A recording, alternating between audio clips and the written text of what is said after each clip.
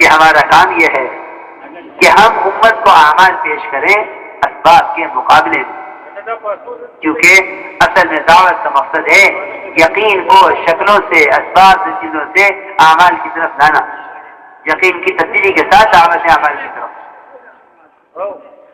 یقین کی تبدیلی کے ساتھ دعوت اعمال کی طرف۔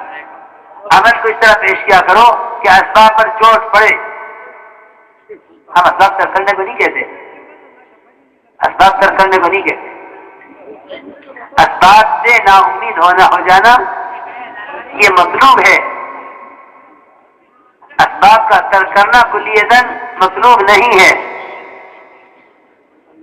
اچھی طرح سمجھ لینا، کیونکہ حضرت کے بیان میں نے پڑھا، سمجھتے تھے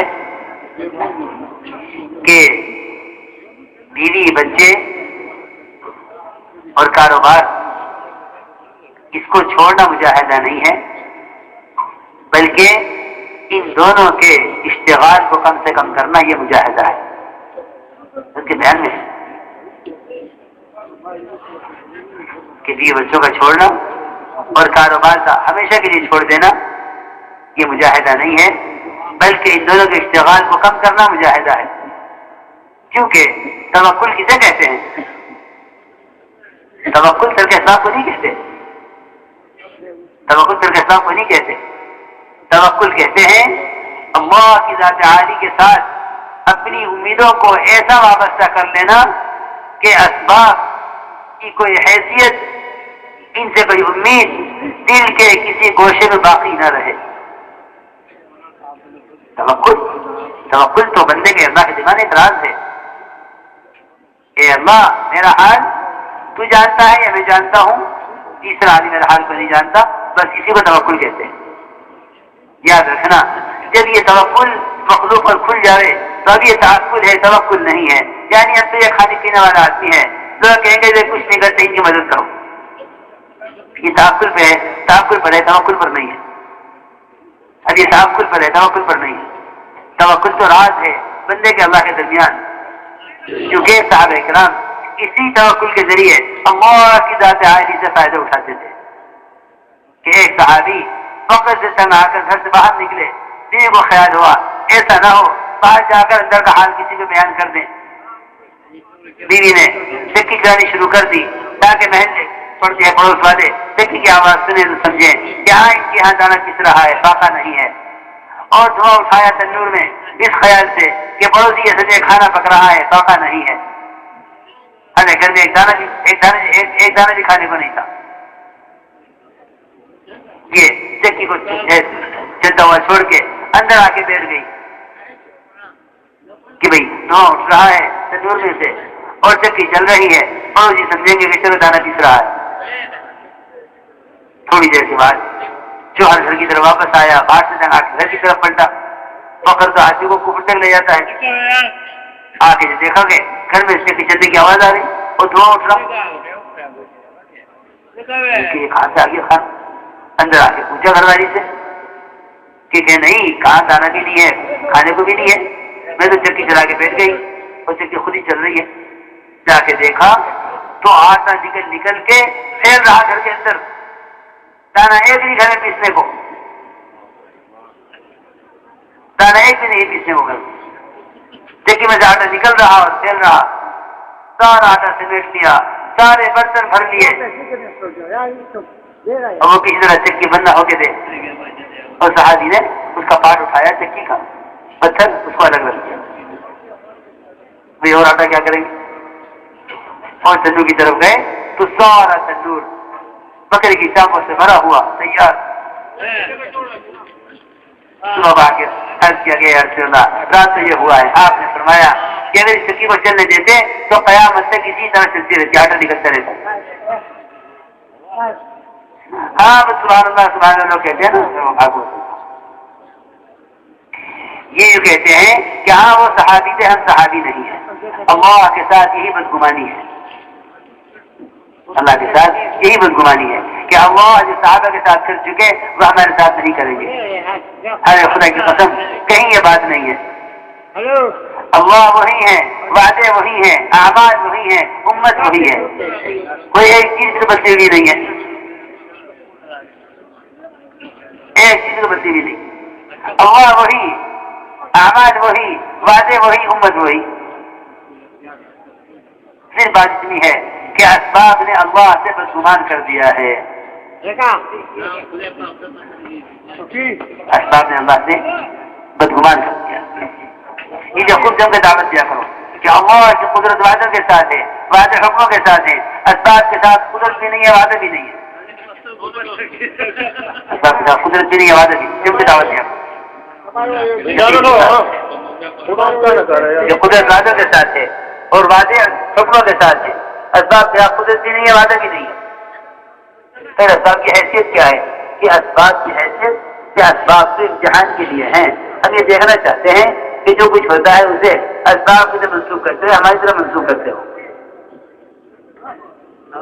اسی میرے دوست عزیزوں، یہ ہمارا موضوع ہے کہ عمل پیش کرو سب کے مقابلے میں، کہ کرنے والی ذات اللہ کی ہے اور کرنے کے ضابطے محمد صلی اللہ علیہ وسلم کے طریقے ہیں، کائنات ضابطہ نہیں ہے، اس کی دعوت صرف کر دیا کرو اور اس کی مشق بھی کیا کرو، صرف دعوت نہیں ہے، دعوت مشق بھی ہے۔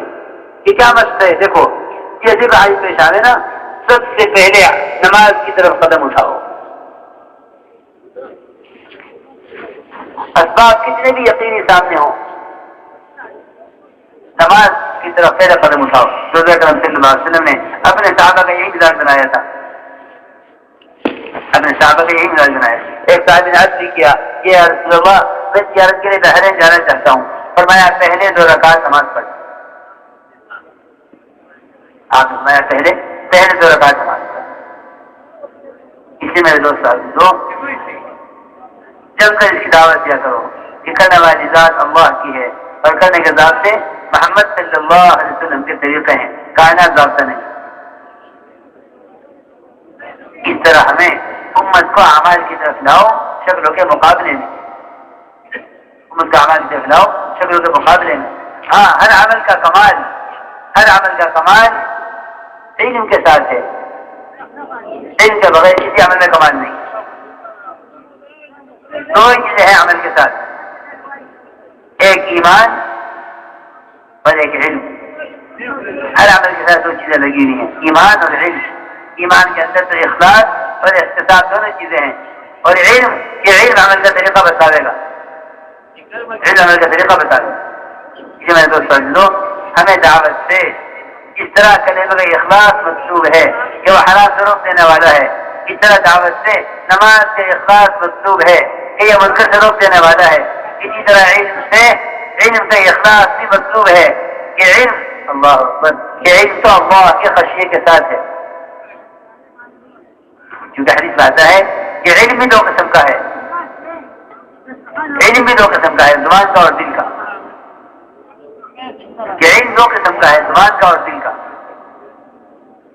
کہ زبان کا علم، حدیث میں آتا ہے العلم علمان، علم فی القلب فذاک علم نافع،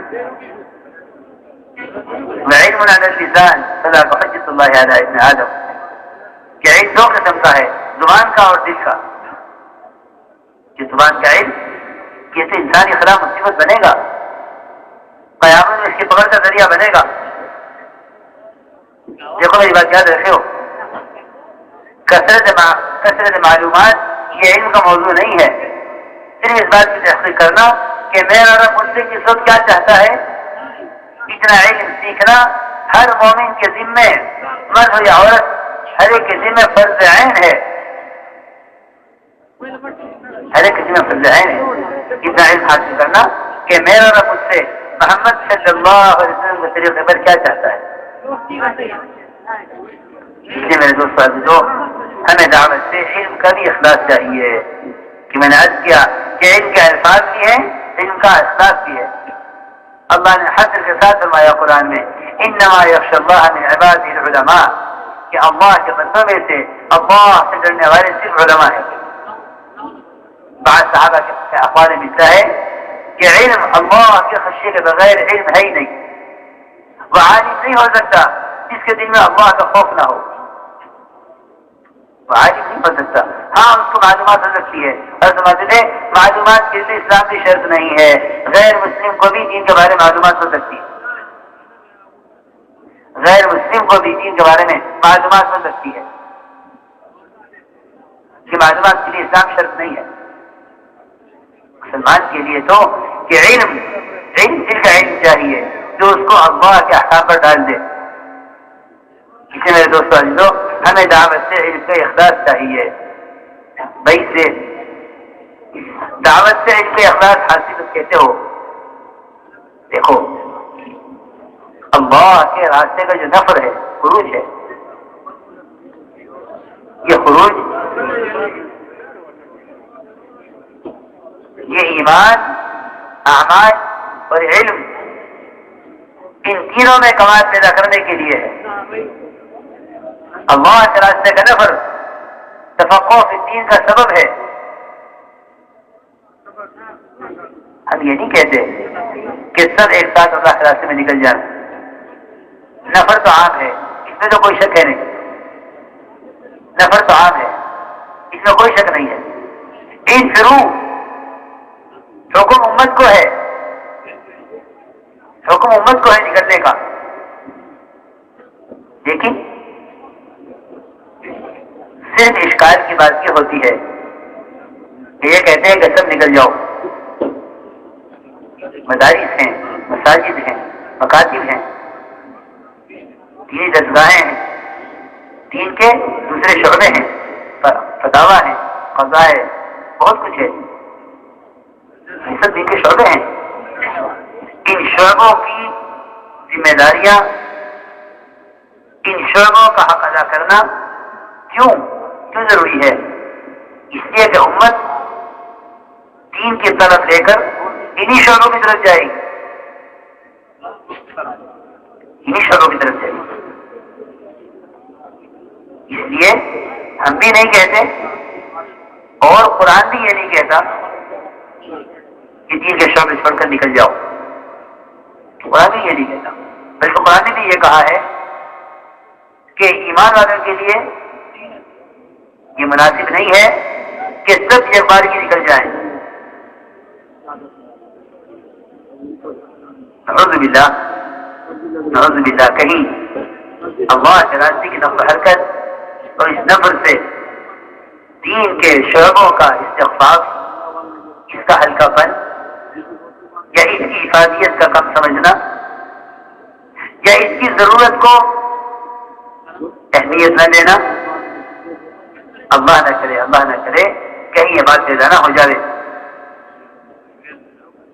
مدارس دین کے قلعے ہیں، مدارس دین کے قلعے ہیں اور امت یہاں مطلوب ہے، امت یہاں مطلوب ہے. اس لیے اللہ تعالیٰ نے صاف طور پہ فرما دیا کہ مناسب نہیں ہے کہ ایمان والے سب ایک ساتھ نکل جائیں. ما كان المؤمنون لينفروا كافة فلولا نفر من كل فرقة منهم طائفة ليتفقهوا في الدين. ایسا کیوں نہیں کرتے کہ ایمان والوں کی جماعت کا ایک حصہ اللہ کے راستے میں نکلے؟ کیوں نکلے؟